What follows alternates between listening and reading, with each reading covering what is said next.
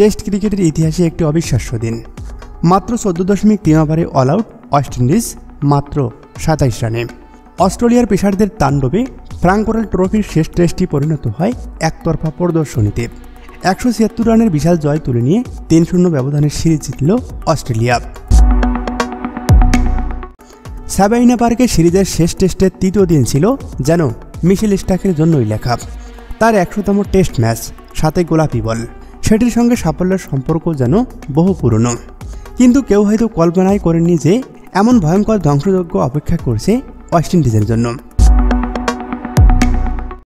এদিন Mitchell Starc নিজের প্রথম ওভারেই তুলে নেন 3টি উইকেট, আর এরপরে হয়ে যায় ইতিহাস। টেস্ট ক্রিকেটের ইতিহাসে সবচেয়ে দ্রুত 5 উইকেট নেওয়ার রেকর্ডটি করে ফেলেন এই পেসার, আর সেই পদেই পূর্ণ হয় টেস্ট ক্রিকেটে তার 400তম উইকেট। মিশেল স্টার্কের বিধ্বংসী স্পেলে ওয়েস্ট ইন্ডিজের ব্যাটিং লাইন আপ ধসে পড়ে চোখের পলকে, যা অস্ট্রেলিয়ার দাপুটে জয়ের পথ সুগম করে দেয়। এরপরেই মঞ্চে আসেন স্কট বুলান। তিনিও দিয়ে গেলেন নিজের সামর্থ্যের প্রমাণ, করেছেন হ্যাট্রিক।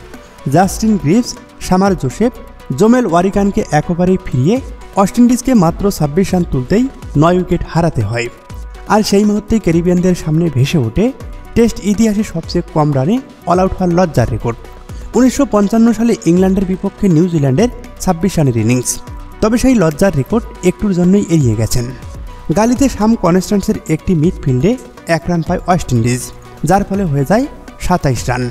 পরের ওভারে আবারও মিশেল স্টার্কের ঝড়, তুলে নিলেন শেষ উইকেট, আর ইনিংসের পর্দা নামিয়ে শেষ করেন ব্যক্তিগত 9 রানেই 6 উইকেট নিয়ে।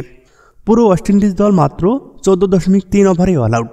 এটি আধুনিক টেস্ট ক্রিকেটের ইতিহাসে অন্যতম সংক্ষিপ্ত এবং বিব্রতকর ইনিংস।